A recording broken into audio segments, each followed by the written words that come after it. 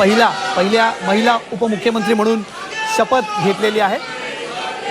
राज्यात पहिल्यांदाच एका महिलेला आपण या पदावरती विराजमान होताना बघतोय। सुनेत्रा अजित पवार यांनी थोड्याच वेळापूर्वी राज्याच्या उपमुख्यमंत्री म्हणून शपथ घेतली आणि राज्याच्या पहिल्या महिला उपमुख्यमंत्री म्हणून त्या आपल्याला आता इथून पुढे बघायला मिळतील। एक वेगळं दृश्य आपण बघितलं। अनुपमा, गेले काही दिवस आपण बघत होतो तीन ही व्यक्ती, राज्याचे एक मुख्यमंत्री, दोन उपमुख्यमंत्री आपल्याला दिसायचे।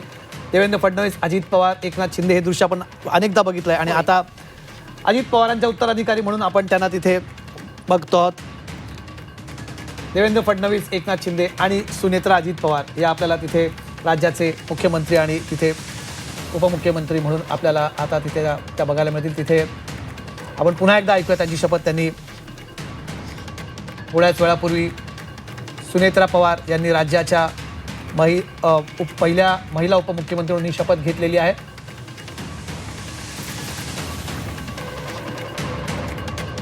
थोड्याच वेळापूर्वी लोकभवनामध्ये हा शपथविधी सोहळा पार पडला। सुनेत्रा अजित पवार यांनी राज्याच्या उपमुख्यमंत्री म्हणून शपथ घेतलेली आहे।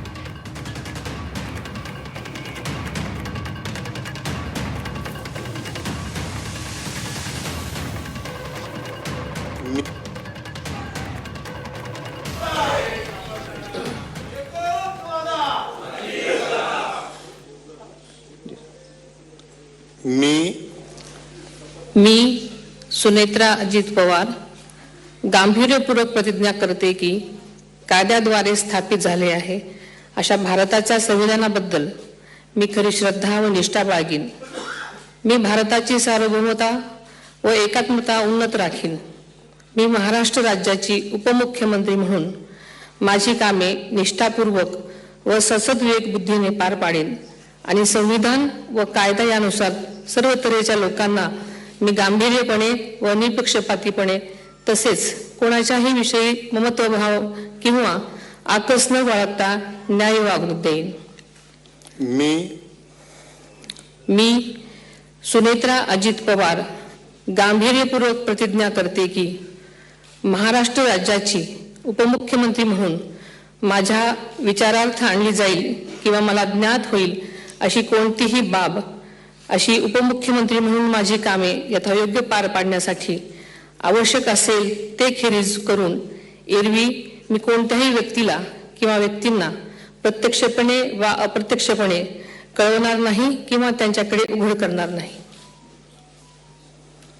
महत्त्वाचं आपण ज्याला एक पॉस्चरिंग म्हणतो अनुपमा, ते सगळ्यात महत्त्वाची। अजित पवारांच्या उत्तराधिकारी म्हणून जेव्हा त्या शपथ घेतात, सगळ्यात महत्त्वाची गोष्ट ही त्यांनी पहिल्याच दिवशी जो एक सिग्नल त्यांनी दिलेला आहे। अजित पवार ज्या प्रकारे शपथ घ्यायचे त्याच प्रकारे त्यांनी शपथ घेतलेली आहे।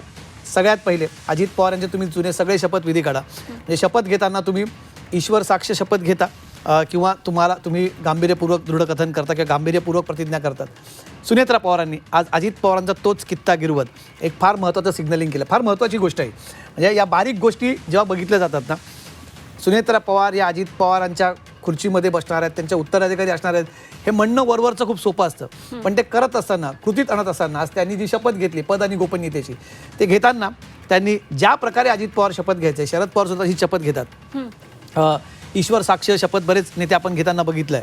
तर ईश्वर साक्ष शपथ त्यांनी अजित पवार ज्या प्रकारे घ्यायचे, अजित पवार नेहमी गांभीर्यपूर्वक दृढकथन करायचे किंवा गांभीर्यपूर्वक प्रतिज्ञा घ्यायचे, आज तेच सुनेत्रा पवार यांनी इथे केलेलं आपल्याला दिसलं। त्यामुळे हे फार महत्त्वाचं आहे। अजित पवारांच्या पावलावर पाऊल ठेवत असताना किंवा अजित पवार ज्या पक्षाचं नेतृत्व करताना त्यांची फक्त शैली, आता शैलीमध्ये तर अर्थात फरक असणारच तिथे, पण जो त्यांचा थॉट आहे, अजित पवारांचा नेहमीच जो विचार राहिलेला आहे आणि त्यांनी या आपण त्यांना नेहमीच बोलताना ही गोष्ट ऐकलेली आहे की ते महायुती सरकारचा भाग असले तरीसुद्धा त्यांच्या पक्षाची भूमिका मांडताना माझ्या पक्षाची शाहू फुले आंबेडकर ही भूमिका आहे, त्याच्यापासून मी डिव्हिएट होणार नाही, वेगळा जाणार नाही, हे त्यांनी वारंवार सांगण्याचा प्रयत्न केला। अर्थात त्यांना त्यात किती फ्रीडम मिळालं, ते कितपत करू शकले, हा चर्चेचा भाग वेगळा, पण त्यांनी ॲटलीस्ट ती भूमिका मांडण्याचा प्रयत्न ते करत होते